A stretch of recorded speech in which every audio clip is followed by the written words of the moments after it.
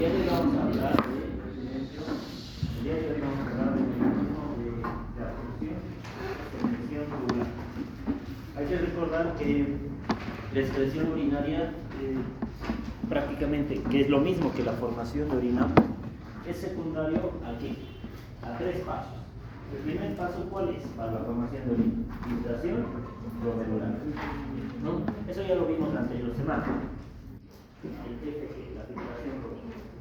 El segundo paso, ¿cuál es? La reabsorción y la secreción al mismo tiempo, ¿no es cierto?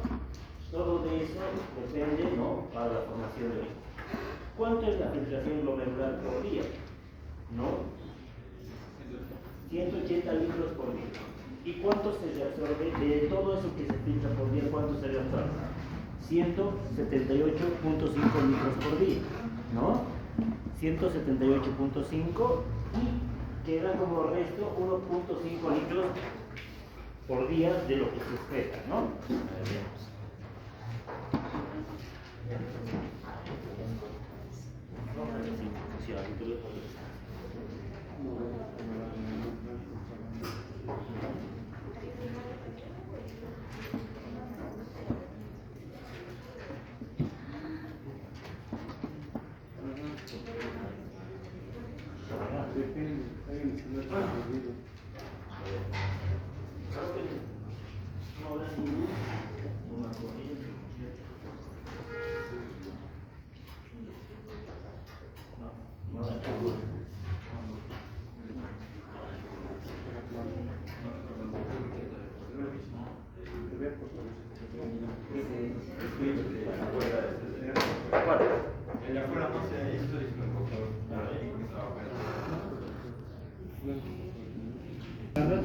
Oye, déjame mirar. Si es que se saca así, luego sale y yo hago con esta no puedo jalar bien. Cambio de mano y cuando ya haya para buscar fuerte con las manos, no hay con esto.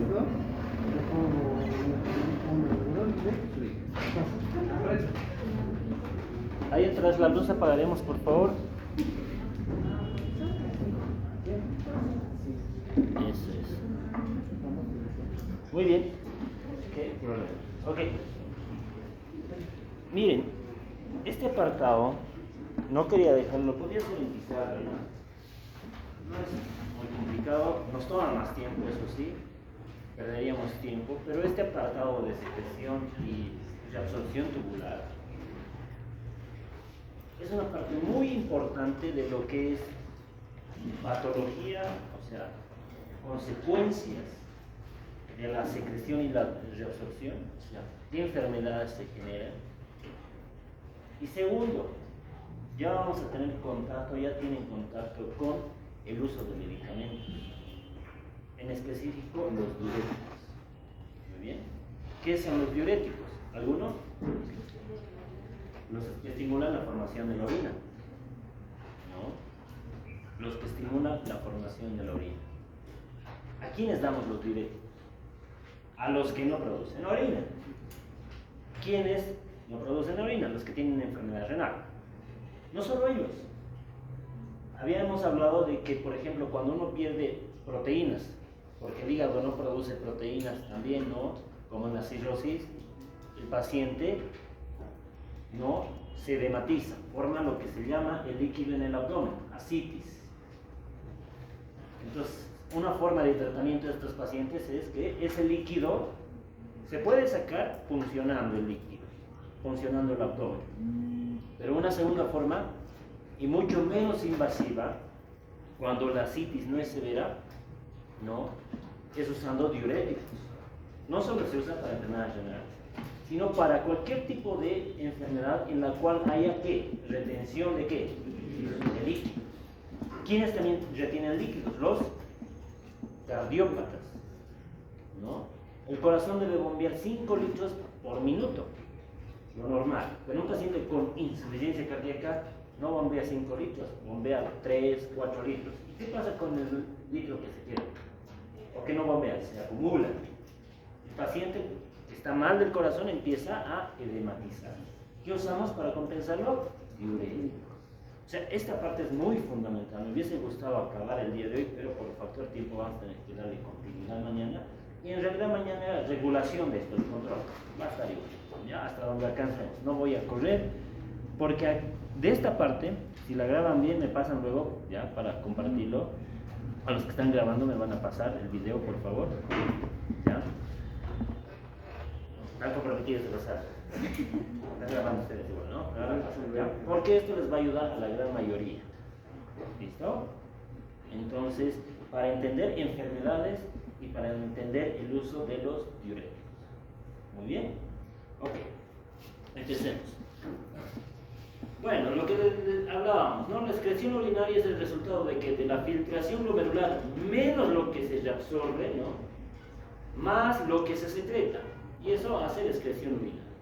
Ahora, existe 4 tipos de fenómenos que pueden pasar después de la filtración glomerular. 4 tipos. Existen sustancias que se van a filtrar, ¿no? Completamente, ¿no?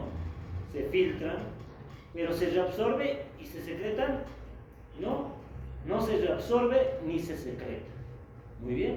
No hay nada de reabsorción ni nada de que se secrete de los vasos peritubulares. Entonces, ¿qué tipo de sustancias son aquellas? La excreción urinaria va a ser igual a ¿qué? A todo lo que se filtra, ¿no? Aquí la excreción urinaria va a ser igual a todo lo que se filtra. No hay ni reabsorción ni secreción, entonces eso es igual a cero. Entonces, ¿qué tipo de sustancias se filtran y no se secretan ni se reabsorben? La creatinina. Entonces, como vamos a ver el día jueves, que son pruebas de función renal, la creatinina es un marcador de ¿qué? De secreción tubular, de reabsorción tubular o de filtración glomerular. De filtración glomerular. Es un marcador funcional de filtración glomerular. ¿Qué significa? Que si no se está filtrando bien la sangre, ¿qué es lo que va a aumentar? La creatinina. Por eso medimos creatinina. ¿Entienden? ¿No? Hay otro tipo de sustancias en las cuales se filtran, se reabsorben parcialmente porque una parte también se excreta. En este caso la excreción urinaria va a ser igual a ¿qué? Filtración glomerular menos reabsorción tubular, ¿no? Eso va a ser la excreción urinaria. ¿Qué tipo de sustancias o solutos? Los iones, como el sodio. El sodio se reabsorbe parcialmente y también se excreta por la orina. Muy bien. Ahora, hay sustancias que se filtran y ¿qué pasa acá? ¿Se excretan? No, se reabsorben totalmente, en su 100%. Entonces, en este caso, la filtración glomerular, la excreción urinaria va a ser igual a filtración glomerular menos el 100% de la reabsorción tubular, ¿no? ¿Qué tipo de sustancia se reabsorbe totalmente y no hay nada en la orina?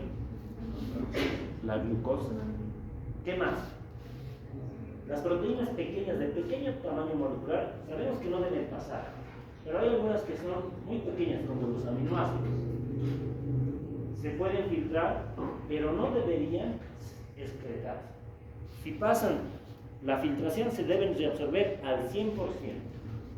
Y por último, tengo sustancias que se van a filtrar, no se reabsorben, pero ¿qué pasa? Se secretan. Entonces, en este caso, la excreción urinaria va a ser al filtrado glomerular más la secreción tubular. ¿Qué tipo de sustancias? Como los electrolitos, los hidrogeniones, por ejemplo, o los fármacos. El mismo diurético furosemida se filtra por la sangre, o sea, se filtra por el glomérulo, pero una parte va hacia los vasos peritubulares y para cumplir su acción en los túbulos se tiene que secretar los fármacos. ¿Bien? ¿Estamos bien, no? Entonces, la excreción urinaria habíamos dicho que es totalmente de 1.5 litros por día y existe algo que se conoce como intensidad de filtración o carga filtrada. ¿Qué es la carga filtrada? Es el resultado de lo que se filtra por la concentración plasmática de ese soluto. Entonces, ejemplo, hablando de la glucosa, ¿cuánto es la carga filtrada de glucosa? Si el filtrado glomerular, ¿no?, es de 180 litros por día, ¿cuánto es la concentración por litro? De 1 gramo por litro. ¿Cuánto entonces es la carga filtrada? Litro por litro se van 180 por 1, 180 gramos por día. Eso es la carga filtrada de glucosa. Y aquí, como vemos, miren, la carga filtrada de glucosa es de 180 gramos. ¿Cuánto se reabsorbe de esa carga filtrada? Los 180. ¿Cuánto se excreta? 0. Entonces, ¿cuánto es el porcentaje de la carga filtrada? Es el 100%. Vámonos a otro ejemplo, el sodio. 25.500 es la carga filtrada. ¿Cuánto de eso se reabsorbe? 25.400. ¿Cuánto entonces se excreta? 150. Eso significa, como les decía anteriormente, el sodio se filtra, se reabsorbe parcialmente, no más del 50%, pero también se va a excretar. Entonces, ¿cuánto es el porcentaje de carga filtrada reabsorbida? Es del 99.4%. Un 0.6% de lo que se ha filtrado se va a excretar. Muy bien. Pero por el otro lado tenemos la creatinina. Miren, la carga filtrada es de 1.8 gramos por día. ¿Ya? La cantidad reabsorbida, 0. Cantidad excretada entonces, 1.8 gramos. ¿Cuánto de porcentaje de carga filtrada se reabsorbe? Nada. ¿Está claro? Sí, ¿verdad? ¿Cuáles son los mecanismos generales de la reabsorción y secreción a nivel de todos los solutos? Esta es la base de cómo se van a resolver los solutos. Muy bien. ¿Cómo se reabsorben los solutos? Hay dos mecanismos, por vía paracelular y por vía transcelular. Vía paracelular significa, ¿para qué significa? Para al lado de la célula, entre las uniones intercelulares, ¿no? ¿Qué tipo de sustancias? Agua, electrolitos, entre otros. Y otra es por vía transcelular. ¿Qué significa trans? A través de la célula, ¿no? Como dice acá, sodio, glucosa, electrolitos, entre otros, ¿no es cierto? Hay otro tipo de mecanismo que es la difusión. La difusión es el paso de solutos de un lugar de mayor concentración a un lugar de menor concentración. ¿Qué más debemos rescatar de esta imagen? Este esquema deben reconocerlo con 3 partes. Este lado, que es la luz tubular, o sea, el orificio del túbulo, el lumen del túbulo. La célula tiene 2 lados. Un lado que está en contacto con la luz del túbulo, entonces este lado de la célula se va a llamar membrana luminal o membrana apical. Tengo la membrana lateral y del otro lado tengo contacto con la membrana basal. Entonces, este lado de la célula se va a llamar membrana vasolateral. Y acá, ¿qué espacio es este? Este es el espacio extracelular, intracelular, intersticial, intravascular. ¿Qué espacio es? Este es el espacio intersticial. Y aquí tengo el espacio intravascular. Todo lo que llega después de la filtración a los túbulos debe pasar para reabsorberse, ¿no?, por el lado luminal de la célula hacia el lado intracelular, pasa por el lado vasolateral de la célula, posteriormente pasa hacia el espacio intersticial y del espacio intersticial hacia el espacio intravascular. Y estos son los capilares o vasos peritubulares. A partir de aquí, esto va a ir ¿hacia dónde? Hacia la circulación general. ¿Se ha entendido eso, no? Eso es fundamental. ¿Cuántos lados tienen las membranas tubulares o las células tubulares? Tiene un lado luminal, que está en contacto con la luz del túbulo, y tiene un lado vasolateral, que está en contacto con el intersticio celular, que directamente está conectado con el vaso celular, ¿no? Hasta ahí estamos bien. Okay. Ahora, esas son las vías que puede usar, paracelular o transcelular. Y por vía transcelular, ¿cuáles son los mecanismos? El mecanismo puede ser un transporte activo primario o un transporte activo secundario. Esto ya lo hemos visto en clases, ya lo han visto en teóricas, en prácticas. Vamos a recalcar lo más importante. El transporte activo primario, ¿no?, ¿qué es? Es el uso de energía, ¿no?, para mover solutos en contra de un gradiente de concentración. Porque la difusión, ¿qué era? A diferencia del transporte activo, es el movimiento de solutos a favor de un gradiente de concentración, ¿no es cierto? Si aquí tengo más alumnos en esta columna y aquí tengo menos alumnos, la difusión va a ser desde este lugar de mayor concentración de alumnos a este lugar de menor concentración de alumnos, ¿no es cierto? Ahora, el transporte activo es en contra de un gradiente de concentración. Puede ser que mueva dos solutos en un solo sentido o en distintos sentidos, o mueva solo un soluto pero contra su gradiente de concentración. ¿Cuál es el transporte activo más representativo? La bomba sodio-potasio ATPase. Pregunta, en esta imagen, ¿dónde se encuentra la membrana, perdón, dónde se encuentra la bomba sodio-potasio ATPase? ¿En el lado luminal o en el lado vasolateral? Vasolateral. ¿Qué es lo que está haciendo?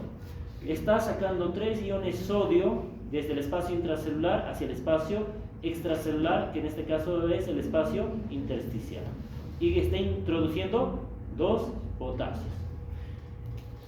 Está saliendo la misma cantidad de iones positivos que la que está entrando, ¿no? Está entrando menos cantidad de iones positivos. Entonces, ¿qué pasa con el espacio intracelular? Se vuelve mucho más negativo, ¿no? Menos 70 milivoltios.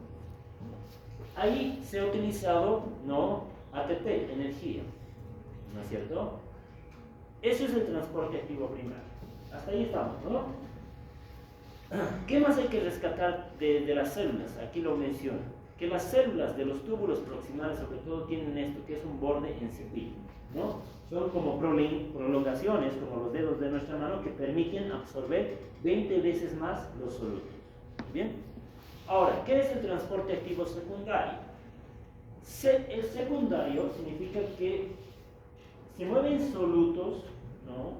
En contra de un gradiente de concentración también, gracias que secundariamente se ha utilizado la energía en el transporte activo primario. Habíamos dicho que esto había generado menos 70 milivoltios, ¿no es cierto? Hay dos factores, dos consecuencias acá.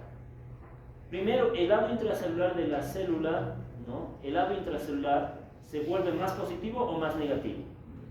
Más negativo. Entonces, eso atrae fuerzas positivas. ¿Qué fuerzas positivas tenemos? Por ejemplo, el sodio, ¿no? Ahora, en este lado, la concentración de sodio ¿va a bajar o va a aumentar? En el lado intracelular.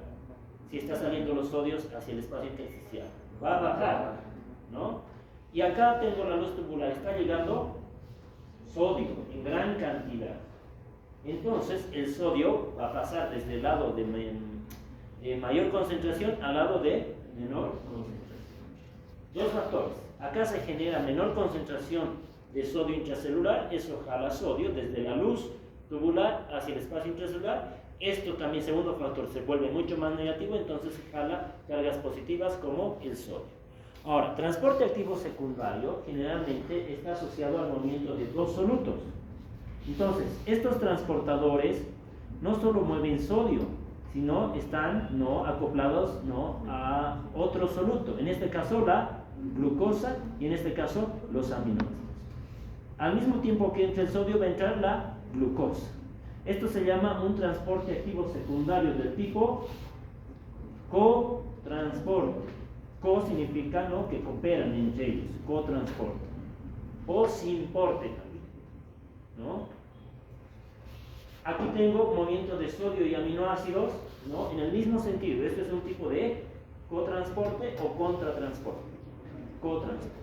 Pero más abajo, miren, el sodio ingresa, pero se secreta ¿qué? Hidrogenio, ¿no? Se mueven solutos en sentido contrario, ¿no es cierto? Eso es un movimiento de tipo contratransporte, ¿no?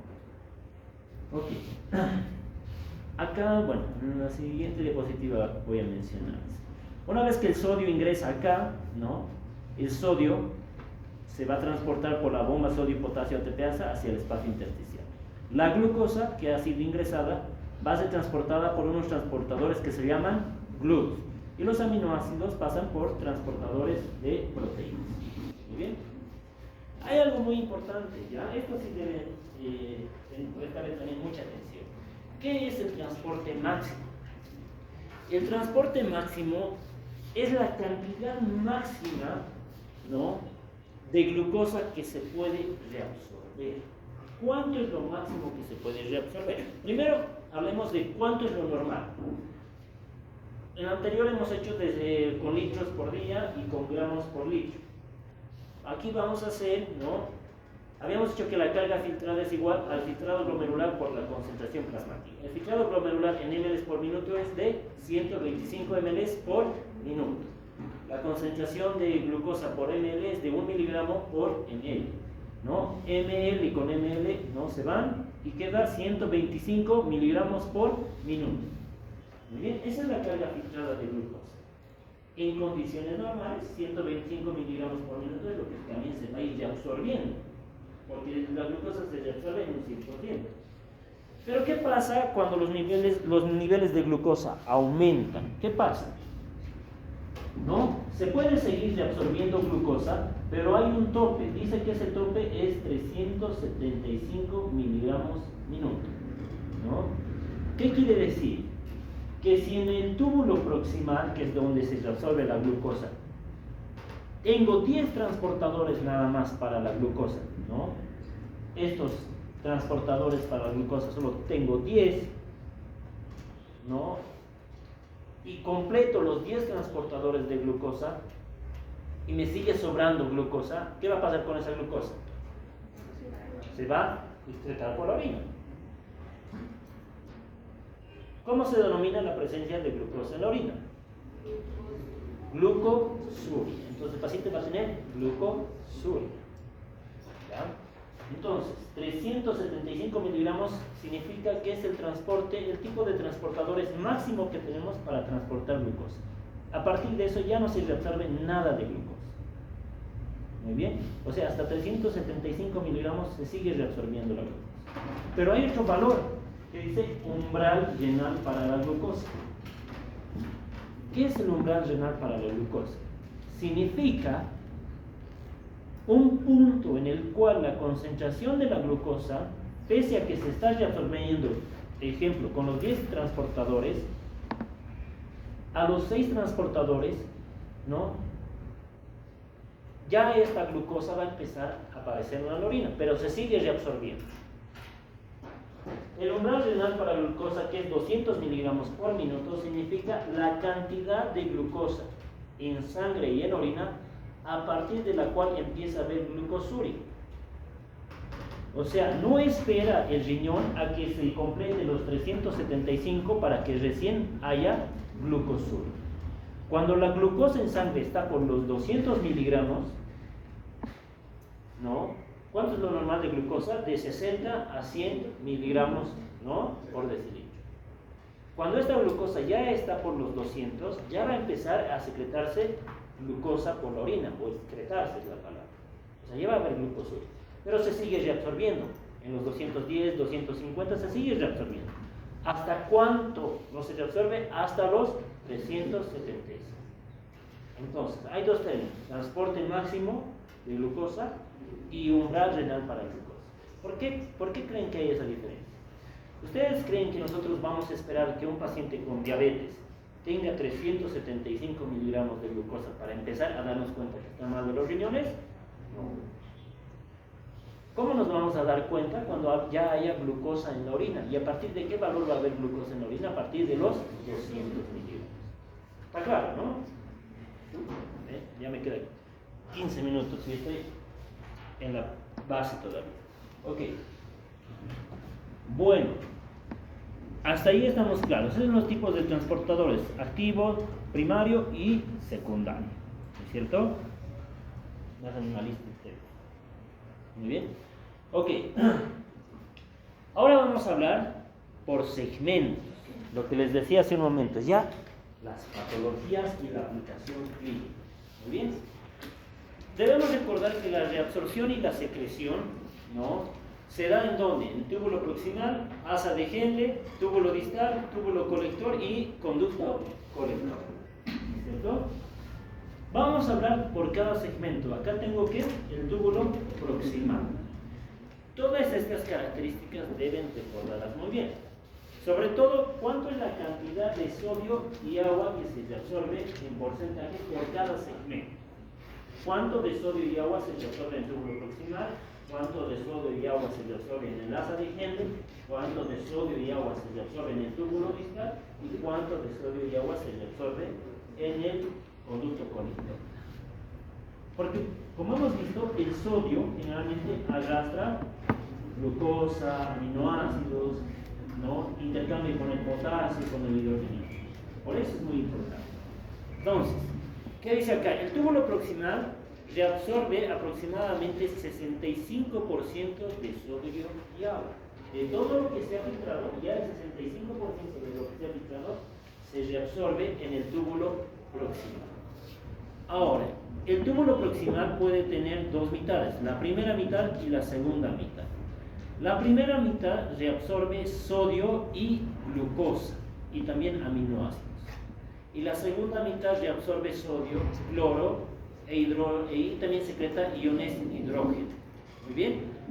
¿Qué otro tipo de solutos se reabsorben? Calcio en un 60%, fósforo en un 80%, urea en un 50%. Esto también es muy importante. El 60% de calcio, el 60% o el 80% de fósforo, o sea, más del 50% de calcio, fósforo, ácido úrico y urea se van a reabsorber en el túbulo proximal. Les voy a decir por qué es muy importante esto. Muchas solo le vamos a dar importancia al sodio y a la glucosa. Cuando lean su libro, incluso cuando yo estaba revisando años atrás, solo le daba importancia al sodio y a la glucosa. Bueno, si se reabsorbe sodio, se reabsorbe glucosa. Si no se reabsorbe sodio, no se va a reabsorber glucosa y puede haber glucosorio. Hasta ahí llegaban mis conocimientos. Pero la letra pequeña es muy importante y les voy a explicar por qué.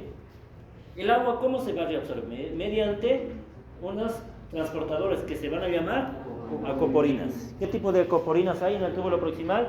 De tipo 1. Muy bien. Entonces, ¿cuáles son los mecanismos por los cuales se van a reabsorber? Es igual que el que hemos hablado hace un momento. Hay que reconocer que la célula tiene un lado luminal y un lado vasolateral. ¿Cómo se va a reabsorber el 65% de sodio? Gracias a que se genera un transporte activo primario y luego un transporte activo secundario.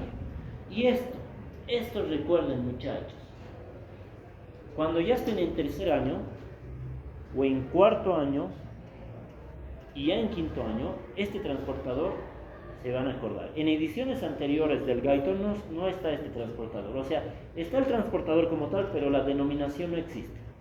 El transportador que mueve sodio y glucosa actualmente se llama SGLT. Y hay de dos tipos, SGLT1 y SGLT2. Estos transportadores que mueven sodio y glucosa en el lado luminal son los objetivos terapéuticos actualmente para manejar la diabetes, pacientes cardiópatas con diabetes y ¿qué más? Pacientes con enfermedad renal diabética. Muy bien. Los inhibidores, ¿qué es un inhibidor? El que bloquea la función, ¿no? Los que bloquean la función de este transportador son conocidos como glifosinas. Muy bien, glifosinas. ¿Cuál es el medicamento que se utiliza generalmente para la diabetes? La metformina o la insulina. Ya estamos dejando de lado la metformina. Actualmente se está utilizando las glifosinas, porque se han visto que tienen mucha protección renal, protección cardíaca, mejora los niveles de glucosa en los pacientes diabéticos. Muy bien. Esto es en la actualidad el objetivo terapéutico. Los inhibidores de los transportadores de sodio y glucosa conocidos como SGLT. ¿Cuál es el que más se bloquea y el más funcional? Los SGLT2. Bien. Ok. Ya sabemos cómo entra el sodio. Cuando el sodio ingresa a este lado, el agua también va a pasar desde el lado de donde hay menor concentración de solutos al lado de mayor concentración, ¿no? El sodio es un soluto osmóticamente activo. ¿Qué hace? Jala agua, retiene agua, ¿no es cierto? Muy bien. Ahora, por el otro lado, dice, se van a secretar en el túbulo proximal iones hidrogeniones, gracias a un transporte activo de tipo primario o secundario. Secundario, ¿no? Se reabsorbe sodio y se secreta hidrogenión. De esa manera, el organismo, en este caso el riñón, ¿cuál era una de las 7 funciones? El equilibrio ácido-base. Recordemos que acá está llegando la carga filtrada, todo lo que se ha filtrado. ¿Qué se filtra? Bicarbonato. Este bicarbonato se va a unir con el hidrogenión que está siendo secretado. ¿Qué reacción van a formar? ¿Qué es el H2CO3? El ácido carbónico. ¿No? La anhidrasa carbónica va a disociar el ácido carbónico ¿en qué? En dióxido de carbono y en agua. ¿Qué va a pasar con el agua? El agua se va a excretar por la orina. ¿Y qué pasa con el CO2? Se reabsorbe. Recordemos que el CO2 ¿no? es una molécula hidrosoluble o liposoluble. Es un gas. ¿Necesita un transportador? No. El CO2 pasa fácilmente la membrana celular porque es una molécula liposoluble, ¿no? Liposoluble en lípidos. Entonces no necesita ningún transportador, pasa fácilmente desde la luz tubular hacia el espacio intracelular. Ese CO2 se va a unir ¿con qué? Con el agua intracelular. Van a formar otra vez ¿qué? Ácido carbónico, ¿no? Y ahí actúa ¿quién? La anhidrasa carbónica intracelular y la disocia en bicarbonato e hidrogenión. El bicarbonato se va a reabsorber hacia el espacio intersticial. En cambio, el hidrogenión se vuelve a secretar, ¿no? Entonces, ¿para qué es todo este mecanismo? Para que el bicarbonato que ha llegado a la luz del túbulo proximal se reabsorba hacia el espacio intracelular mediante las reacciones químicas generadas por la anhidrasa carbónica. ¿Muy bien? Ya hemos hablado de quienes bloquean los transportadores SGL2 y acá ya entramos a la patología, ya hemos hablado de medicamentos. Acá incluso se usa otro tipo de medicamentos, mañana les comento, pero vamos. ¿Qué es el síndrome de Fanconi? ¿Alguien ha escuchado? Síndrome de Fanconi. Un síndrome es un conjunto de signos y síntomas de diferentes causas. Eso hay que diferenciar de enfermedad. Enfermedad es un conjunto de signos y síntomas que tiene solo una causa. Y síndrome es un conjunto de signos y síntomas que tienen varias causas. Explicamos. Hay que recordar, ¿no?, que estas células son células tubulares y cada célula depende de su función depende de lo que es el flujo de sangre, ¿no es cierto? Del aporte de oxígeno, ¿no? Para generar energía y otras cosas. Pero, ¿qué pasaría si yo daño estas células? ¿Cómo puedo dañar? ¿Cómo puedo generar necrosis, muerte de estas células? Con la ausencia de sangre, eso ¿cómo se llama? Isquemia. Y eso genera necrosis tubular, o sea, muerte de las células tubulares. ¿Qué más? Por ejemplo, el uso de fármacos, ¿no?, muy potentes, como la anfotericina B, que es para el uso de hongos, para el tratamiento de hongos, o el uso de litio en enfermedades psiquiátricas, puede dañar, ¿no?, las membranas celulares del túbulo proximal. Y eso puede generar ¿qué? Como consecuencia, reabsorción de los solutos, ¿sí o no? ¿No? ¿Los solutos se van a reabsorber? No. Entonces, ¿qué va a pasar? No se va a reabsorber sodio, no se va a reabsorber fosfato, no se va a reabsorber urea. Entonces, el síndrome de Fanconi, muy bien, ¿no? Aquí tengo el lado vasolateral de la célula y el lado luminal, al revés. ¿Qué es lo que se reabsorbe en el túbulo proximal? Sodio, glucosa, fosfato, aminoácidos, bicarbonato. Si yo tengo un fármaco como el litio, la anfotericina B o alguna enfermedad que provoque isquemia en el túbulo proximal, esas células del túbulo proximal ya no van a ser funcionales. Entonces, ¿qué es el síndrome de Fanconi? El síndrome de Fanconi, ¿no?, es la excreción urinaria de todo lo que se absorbe en el túbulo proximal. Entonces, el paciente, ¿qué va a tener? Va a tener, ¿qué? ¿No? Natriuria. ¿Qué es natriuria? La presencia de sodio en orina. Debe haber una cantidad, que lo vamos a mencionar en las pruebas funcionales y en el examen de orina. Pero va a tener sodio en orina en exceso, y eso se llama como natriuria. Aquí dice, fracción excretada de sodio aumenta, ¿no? ¿Qué va a tener con el ácido úrico? El ácido úrico también se absorbe aquí, va a tener úrico suria. ¿no? Va a tener glucosuria, va a tener aminoaciduria. Nosotros vemos el examen de orina del paciente y tiene glucosa. Ah, no, debe ser diabético. Pero vas revisando más el examen de orina. Ah, no, tiene exceso de sodio en la orina, tiene natriuria, tiene fosfaturia. Entonces este paciente es probable que tenga un síndrome de Fanconi, ¿no? Entonces, ¿qué es lo que quiero que se lleven de acá? Que la presencia de azúcar en orina significa evidentemente que el paciente tiene diabetes. ¿Qué significa? ¿Que el paciente tiene síndrome de Fanconi? No. Significa que el túbulo proximal está dañado, o es que sus transportadores se han excedido, ¿no? En una diabetes, cuando hay mucha glucosa, se han excedido los transportadores para la glucosa, o es que el túbulo proximal no está funcionando adecuadamente. ¿Y por qué no puede estar funcionando adecuadamente? Porque hay isquemia, porque hay fármacos nefrotóxicos, porque hay lesión de ese túbulo. Entonces, si yo tengo glucosuria, me fijo si no hay fosfaturia, si no hay aminoaciduria, si no hay uricosuria, si no hay bicarbonaturia. Si descarto todo eso, no hay nada, entonces la glucosa puede ser que sea por exceso. Pero si hay aminoaciduria, fosfaturia, significa que no solo se está no reabsorbiendo glucosa, sino tampoco glucosa, tampoco fosfato. Este paciente tiene posiblemente síndrome de Fanconi, doctor. Sugiero que le hagamos pruebas de función tubular. Sugiero que averigüemos cómo está el calcio en sangre. Muy bien, ahí quedamos y mañana continuamos. ¿Listo? Muchas gracias.